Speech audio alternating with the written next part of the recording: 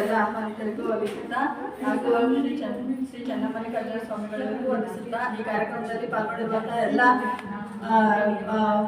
ಅತಿ ಹೆಚ್ಚು ಅಂಕಗಳನ್ನು ಗಳಿಸಿರುವಂತಹ ಮಕ್ಕಳು ಕೂಡ ಅವರ ಪೋಷಕರು ಹಾಗೂ ಕಾರ್ಯಕ್ರಮಕ್ಕೆ ಆಗಮಿಸಿರುವಂತಹ ಎಲ್ಲ ಪೋಷಕರಿಗೂ ವಂದಿಸುತ್ತಾ ನನಗೆ ಭವ್ಯ ಮೇಡಮ್ ಅವರು ನಮ್ಮ ಮನೆಯವರ ಫ್ರೆಂಡ್ ಮೇಡಮ್, ನನಗೂ ಕೂಡ ಫ್ರೆಂಡು. ಅವರು ಈ ಥರ ತುಂಬ ದಿನದಿಂದ ಹೇಳಿದ್ರು ಇದೊಂದು ನಡೀತಾ ಇದೆ ಅಂತಂದು ಗ್ರೂಪಲ್ಲಿ ಸೇರಿಸಿದ್ರು. ನಾನು ಏನಾದ್ರು ಚಿಕ್ಕಪುಟ್ಟ ಬರೀತಾ ಇರ್ತೀನಿ, ಅದು ಕೂಡ ಹಾಕೋದಕ್ಕೆ ಸ್ವಲ್ಪ ಹಿಂದೆ ನೋಡ್ತೀನಿ, ಏನು ತಪ್ಪಾಗಿರುತ್ತೆ ಅಂತಲ್ಲ, ಕನ್ನಡ ತುಂಬ ಚೆನ್ನಾಗೇ ಬರುತ್ತೆ. ನಾನು ಕೂಡ 125ಕ್ಕೆ 112 ಮಾರ್ಕ್ಸ್ ಬಂದಿದ್ದೆ. ನಾನು ಓದಿದ್ದಿಲ್ಲ ಅರ್ಧಮಂದಿರ ಸ್ಕೂಲಲ್ಲಿ. ನನಗೆ ಅವಾಗ ಇಲ್ಲೇ ಬಂದ್ಬಿಟ್ಟಂತ ಹಿರೇಮಠ ಸರ್ ಇದ್ರು. ಅವರು ಎಷ್ಟು ಕನ್ನಡನ ಎಷ್ಟು ಚೆನ್ನಾಗಿ ಹೇಳ್ತಾ ಇದ್ರು ಅಂದ್ರೆ ಅವ್ರ ಬಗ್ಗೆ ಹೇಳಕ್ಕೆ ಇರುವಾಗ ನನಗೆ ಒಂದು ವೇದಿಕೆನೂ ಸಿಕ್ಕಿಲ್ಲ. ಅದು ಇದೇ ಸ್ಕೂಲಲ್ಲಿ ಅವ್ರ ಬಗ್ಗೆ ನಾವು ಮಾತಾಡ್ತಿದ್ರೆ ತುಂಬಾ ಖುಷಿ ಆಗುತ್ತೆ. ಹಿರೇಮಠ ಸರ್ ಅಂತಂದು ಅವರು ನಮಗೆ ಕನ್ನಡನ ಫುಲ್ಲು ಗ್ರಾಮರಿಂದ ಹಿಡಿದು ಎಷ್ಟು ಚೆನ್ನಾಗಿ ಹೇಳ್ತಾ ಇದ್ರು ಅಂತಂದ್ರೆ ಅವ್ರು ಹೇಳ್ಕೊಟ್ಟಿರೋಂಥ ಅವಾಗ ಛಂದಸ್ಸು ಕನ್ನಡ ಪದ್ಯಗಳು ಕೂಡ ಈಗ ನಾನು ನೋಡ್ತಿರೋಂಥ ಯಾವ ಸ್ಕೂಲ್ ಮಕ್ಕಳು ಕೂಡ ಒಂದು ಕಲ್ತಿಲ್ಲ. ಏನೋ ಪ್ರತಿಯೊಂದು ಚಂಪಕಮಲ ವೃತ್ತಗಳಿಂದ ಹಿಡಿದು ಏನೋ ಷಟ್ಪದಿಯಿಂದ ಹಿಡಿದು ಎಲ್ಲದೂ ಪ್ರತಿಯೊಂದು ಕೂಡ ಸೂತ್ರ ಕಲಿಸಿದ್ದಾರೆ. ಅದು ನಮ್ಗೆ ಈಗೂ ಕಂಡುಪಟ್ಟಾಗಿದೆ. ನಮ್ಮ ಮಕ್ಕಳು ಕೂಡ ಅಷ್ಟು ಚೆನ್ನಾಗಿ ಕನ್ನಡ ಕಲ್ತಿಲ್ಲ, ನಮ್ಗೆ ಅಷ್ಟು ಚೆನ್ನಾಗಿ ಕನ್ನಡ ಬರುತ್ತೆ. ಮತ್ತೇನೇನಪ್ಪ ಅಂತಂದ್ರೆ ಕನ್ನಡದ ಬಗ್ಗೆ ಈಗ ಒಬ್ರು ಮಾಡ್ತಿದ್ದಾರೆ. ಈ ಹೊನ್ನಾಳಿಯಲ್ಲಂತೂ ಯಾರು ಮಾಡಿಲ್ಲ ಬಿಡ್ರಿ. ಅವರು ಬೇರೆ ಕಡೆ ಎಲ್ಲ ಅವ್ರು ಸರ್ ಎಲ್ಲೆಲ್ಲ ವರ್ಕ್ ಮಾಡ್ತಾರೋ ಅಲ್ಲಿ ಬಂದು ಅದು ಈ ಹೊನ್ನಾಳಿಗೆ ಬಂದು ಇಲ್ಲಿ ಇಷ್ಟು ಜನ ಬಳಗವನ್ನು ಸಂಪಾದಿಸಿ ಈ ತರ ಒಂದು ಕಾರ್ಯಕ್ರಮ ಮಾಡ್ತಿದ್ದಾರೆ ಅಂತಂದ್ರೆ ನಾವಿಲ್ಲ ಹೊನ್ನಾಳಿ ತಾಲೂಕಲ್ಲೇ ಹುಟ್ಟಿ ಇಲ್ಲಿ ಎಲ್ಲ ಓದಿ ಏನು ಮಾಡ್ತೀವಲ್ಲ ಅಂತ ತುಂಬಾ ಬೇಜಾರಾಗ್ತದೆ. ಆದ್ರೆ ಅವ್ರ ಅಂಡರಲ್ಲಿ ನಾವು ಈ ತರ ಈ ಕಾರ್ಯಕ್ರಮದಲ್ಲಿ ಸೇರಿದ್ವಿ. ಹಾಗೂ ಈ ಕಾರ್ಯಕ್ರಮದಲ್ಲಿ ಪಾಲ್ಗೊಂಡಂತ ಎಲ್ಲ ಮೇಡಮ್ ಅವ್ರ ಕೆಲಸನೂ ಸ್ವಲ್ಪ ಮಾಡ್ಕೊಳ್ತಾ ಇದ್ರಲ್ಲೂ ಪಾಲ್ಗೊಂಡ್ರೆ ನಾನು ಆ ಗ್ರೂಪಲ್ಲಿ ನೋಡ್ತೀನಲ್ವಾ, ಪ್ರತಿಯೊಂದು ನಾನು ನೋಡ್ತಿರ್ತೀನಿ ಎಷ್ಟು ಮೆಸೇಜ್ ಬಂದಿರ್ತಾರೆ, ಎಷ್ಟು ಆ ಟೈಮ್ ತಗೊಂಡು ಹೆಂಗ್ ಬರ್ದಾಕ್ತಾರೆ. ಬರೀ ಚಿಕ್ಕವರೇ ಬರೀತಿಲ್ಲ ಬಿಡ್ರಿ, ತುಂಬಾ ಏಜ್ ಆಗಿರೋರು ವಯಸ್ಸಾಗಿರೋರು ಎಷ್ಟು ಅದರಲ್ಲಿ ಬರೀತಾರೆ ಅಂತಂದ್ರೆ ನಮಗೆ ಓದಕ್ಕೆ ಆಗೋದಿಲ್ಲ, ಅಷ್ಟು ಡೈಲಿ ಮೆಸೇಜ್ ಬರ್ತವೆ. ಆ ಥರ ಆ ವಿಷಯಗಳನ್ನ ತಿಳ್ಕೊಂಡ್ರೆ ಎಷ್ಟು ನಾಲೆಡ್ಜ್ ಇದೆ, ತುಂಬಾನೇ ಖುಷಿ ಆಗುತ್ತೆ. ಮೇಡಮ್ ಅವರು ನಾನು ಪರಿಚಯ ಆದ ತಕ್ಷಣ ಅವ್ರ ಮನೆಗೆ ಹೋಗಿದ್ವಿ. ಅವಾಗ ಅವರು 2 ಬುಕ್ಸ್ ಕೊಟ್ಟರು. ನನಗೆ ತುಂಬಾನೇ ಖುಷಿ ಆಯ್ತು. ಫಸ್ಟ್ ನಾವು ಬೇರೆ ಬರಿತೀವಿ ಅಂತಿದ್ದ ಅವ್ರ ಮನಸ್ಸಲ್ಲೇ ಇದೆ. ಅವ್ರ ಮುಖಪುಟದಲ್ಲಿ ಅವ್ರ ಮಕ್ಕಳು ಚಿತ್ರ ಹಾಕಿದ್ರು. ಒಂಥರ ಅದು ಇನ್ಸ್ಪಿರೇಷನ್. ನಾವು ಯಾವುದೋ ಒಂದು ಗೂಗಲಿಂದ ಡೌನ್ಲೋಡ್ ಮಾಡ್ಕೊಂಡು ಅದನ್ನ ಫ್ರಂಟ್ ಪೇಜ್ ಮಾಡೋಕ್ಕಿಂತ ಅವ್ರ ಮಕ್ಕಳು ಬಾಗಲ್ಲಿ ಆಟ ಆಡ್ತಿರೋಂಥ ಒಂದು ಚಿತ್ರನ ಅವ್ರ ಮುಖಪುಟದಲ್ಲಿ ಹಾಕಿದ್ರು. ತುಂಬಾನೇ ಖುಷಿ ಆಯ್ತು. ಅವರು ಫಸ್ಟ್ ಏನಾದ್ರು ಮಾಡ್ಬೇಕು ಅಂತಂದ್ರೆ ನಮ್ಮ ಮಕ್ಳಿಗೆ ನಾವೇನು ಶುರು ಮಾಡ್ಬೇಕು ಅಂತ ಅವಾಗ ನನಗೆ ಗೊತ್ತಾಯ್ತು. ಮತ್ತೆ ಅವ್ರ ಬಗ್ಗೆ ತುಂಬಾನೇ ನಮ್ಗೆ ಏನೋ ಒಂಥರ ಅಭಿಮಾನ ಆಯ್ತು. ಮೇಡಮ್ ಎಷ್ಟು ಆಕ್ಟಿವ್ ಇದಾರಲ್ಲ, ಇದ್ರಲ್ಲೂ ಅಷ್ಟೇ ಮೆಸೇಜ್ಗಳು ಬರ್ತಿರ್ತವೆ. ಪ್ರತಿಯೊಂದು ಯಾವ್ದಾದ್ರು ತಪ್ಪಾಗಿದ್ರೆ ಅಥವಾ ಕನ್ನಡ ಅಕ್ಷರ ತಪ್ಪಾಗಿದ್ರೆ ಅಥವಾ ವ್ಯಾಕರಣ ತಪ್ಪಾಗಿದ್ರೆ ತಕ್ಷಣ ಡಿಲೀಟ್ ಮಾಡ್ತಾರೆ. ಅವ್ರಿಗೆ ಅದನ್ನ ಕನ್ವಿನ್ಸ್ ಮಾಡಿ ಮತ್ತೆ ಅದನ್ನ ಮತ್ತೊಂದ್ಸರಿ ಬರೆಯೋ ತರ ಮಾಡ್ತಾರೆ. ತುಂಬಾನೇ ಖುಷಿ ಆಯ್ತು.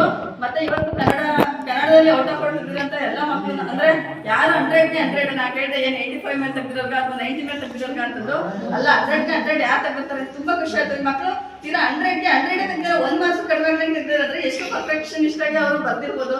ಒಂದು ವ್ಯಾಕರಣ ಆಗಲಿ ಯಾರು ಕೂಡ ಟೀಚರ್ಸ್ ವ್ಯಾಲ್ಯೂಷನ್ಗೆ ಹೋದವರು ಔಟ್ ಆಫ್ ಔಟ್ ಕೊಡಕ್ಕೆ ಇಷ್ಟಪಡೋದಿಲ್ಲ. ಎಲ್ಲರೂ ಒಂದು ತೆಗೋಣ, 99 ಮಾಡೋಣ, 99.5 ಮಾಡೋಣ ಅಂತಿರ್ತಾರೆ. ಆದ್ರೆ 100ಗೆ 100 ಕೊಡ್ಬೇಕು ಅಂತ ಅವ್ರು ಟೀಚರ್ಗೆ ಅನ್ಸ್ಬೇಕು. ನಾನು ಕೂಡ ಟೀಚರ್ ಆಗಿ ವರ್ಕ್ ಮಾಡ್ತಾರೆ. ಅವ್ರಿಗೆ ಅನ್ಸ್ಬೇಕು ಅಂತಂದ್ರೆ ಅವ್ರು ಎಷ್ಟು ಚೆನ್ನಾಗಿ ಬರ್ತಿರ್ಬೋದು, ಅವ್ರ ಪೇಪರ್ ಎಷ್ಟು ಚೆನ್ನಾಗಿರ್ಬೋದು ಅಂತ ತುಂಬಾ ಅನ್ಸ್ತು. ನೀವು ಮಕ್ಕಳು ತಗೊಂಡವ್ರು ತುಂಬಾ ಮಾತಾಡ್ಬೇಕಿತ್ತು. ಯಾಕಂದ್ರೆ ನಾನು ಮಕ್ಕಳು ಕರ್ಕೊಂಡ್ಬಂದು ಅದೇ ಕಾರಣಕ್ಕೆ.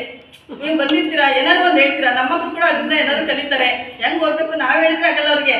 ನಿಮ್ಮಂತ ಯಾರಾದ್ರು ದೊಡ್ಡವ್ರು ಇರ್ತಾರಲ್ಲ ಅವರಿಗೆ ಈ ಸ್ಟೇಜಲ್ಲಿ ಕುಂದಿಸಿದ್ರು, ಅಕ್ಕರಿಗೆ ಕೊಟ್ಟಿದ್ರು, ನಾವು ಕೂಡ ಅದನ್ನ ತೆಗಿಬೇಕು. ಅದರ ನಾವು ಸ್ಟೇಜಲ್ಲಿ ಕುತ್ಕೊಂಡು ಪ್ರೈಸ್ ಕೊಟ್ಟು ತಗೊಬೇಕು ಅಂತಂದು ನೀವತ್ತು ಮಾತಾಡ್ಬೇಕು. ನೀವು ಎದ್ರ ಬರ್ತಾ, ಯಾಕಂದ್ರೆ ನೀವು ಔಟ್ ಆಫ್ ಔಟ್ ತೆಗ್ತೀರಾ ಅಂದ್ರೆ ನಿಮ್ಗೆ ಎಷ್ಟು ನಾಲೆಡ್ಜ್ ಇರುತ್ತಲ್ವಾ. ಅದರಲ್ಲೂ ಕೂಡ ನೀವು ಈ ಸ್ಟೇಜ್ ಫಿಯರ್ ಬಿಟ್ಟು ನೀವೇನೋ ಚೆನ್ನಾಗಿ ಮುಂದೆ ಬರ್ತಾರೆ. ನೀವು ಮಾರ್ಕ್ಸ್ ತೆಗೆದಿಕ್ಕೂ ಅದಕ್ಕೂ ಎರಡಕ್ಕೂ ಈಕ್ವಲ್ ಆಗ್ತದೆ. ಸುಮ್ಮನೆ ಏನೋ ಓದಿ ಪುಸ್ತಕದಲ್ಲಿ ಬರೀತೀವಿ, ನಮ್ಗೆ ಏನೋ ಸ್ಟೇಜ್ ಫಿಯರ್ ಇಲ್ಲ ಅಂದ್ರೆ ಸ್ಟೇಜಲ್ಲಿ ಏನು ಮಾತಾಡೋ ಧೈರ್ಯ ಅಂದ್ರೆ ಏನೋ ಅದು ಬೆಲೆ ಇಲ್ಲ. ಸುಮ್ಮನೆ ಓದ್ತೀವಿ, ಎಲ್ಲೋ ಎಲೆ ಮೇಲೆ ಕಾಯಿ ಥರ ಇದ್ಬಿಡ್ತೀವಿ. ಆ ಥರ ಇರ್ಬಾರ್ದು. ನೀವು ತೆಗ್ದಿದ್ದೀರಾ ಧೈರ್ಯ ಓದ್ಬೇಕು. ಯಾಕಂದ್ರೆ ಇಲ್ಲಿ ನಮ್ಮನ್ನು ಕೂತಿರೋ ಎಲ್ಲರೂ ಕೂಡ ಪರ್ಫೆಕ್ಷನಿಸ್ಟ್ ಇರೋಲ್ಲ. ಅವರು ಎಕ್ಸ್ಪೆಕ್ಟ್ ಮಾಡ್ತಾ ಇರ್ತಾರೋ ಅಲ್ಲಿರೋರು ಏನಾದ್ರು ಹೇಳ್ತಾರೇನೋ. ಪೋಷಕರು ಸಹಿತ ಬಂದು ಮಾತಾಡ್ಬೋದಿತ್ತು. ನಮ್ಮ ಮಕ್ಕಳು ಹೆಂಗೆ ಓದಿದ್ರು, ನೀವು ಓದ್ರಿ, ಯಾರು ಬಂದಿರೋರು ಅಥವಾ ಟೀಚರ್ಸ್ ಕೂಡ ಎಲ್ಲರಿಗೂ ಒಂದು ಅನುಕೂಲ ಆಗೋದು. ಈ ಕಾರ್ಯಕ್ರಮ ತುಂಬಾ ಖುಷಿ ಆಯ್ತು. ಬಂದಿರೋಂಥ ವೇದಿಕೆ ನಿಮ್ಮನ್ನು ಕೂಡ ತುಂಬಾ ಖುಷಿ ಆಯ್ತು. ನಾನು ಹೊನ್ನಾಳಿ ತಾಲೂಕುಳೆಯ ಈ ತರ ಪ್ರೋಗ್ರಾಮ್ ನೆಕ್ಸ್ಟ್ ನೋಡೋಣ ಅಂತ ಬಂದೆ. ನಾನು ಒಂದ್ಸರಿನೂ ಬಂದಿದ್ದಿಲ್ಲ. ಮೇಡಮ್ ಕರೆದ್ರು ನೋಡೋಣ ಹೆಂಗಿರುತ್ತೆ ಅಂತ ಬಂದೆ. ತುಂಬಾನೇ ಖುಷಿ ಆಯ್ತು. ಕಾರ್ಯಕ್ರಮ ತುಂಬಾ ಅಚ್ಚುಕಟ್ಟಾಗಿ ನಡೀತು. ಮತ್ತೆ ಅವರೇ ಮೇಡಮ್ ಅವರೇ ಬರ್ತಿರೋಂಥ ಭಾವಸುಧಾನ್ ಪುಸ್ತಕದಲ್ಲಿ ಅವ್ರ ಕನ್ನಡದ ಬಗ್ಗೆ ಬರ್ತಿರೋಂಥ ಒಂದು ಕವನನ ಓದಕ್ಕೆ ಇಷ್ಟಪಡ್ತೀನಿ.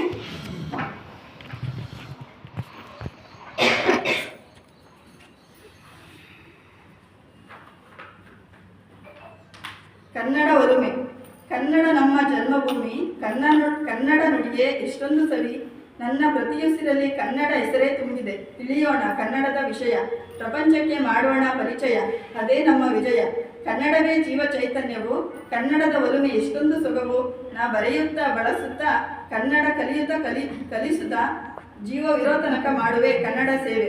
ಕನ್ನಡಕ್ಕಾಗಿ ದುಡಿಯೋಣ, ಕನ್ನಡದ ಏಳಿಗೆಗೆ ಮಿಡಿಯೋಣ.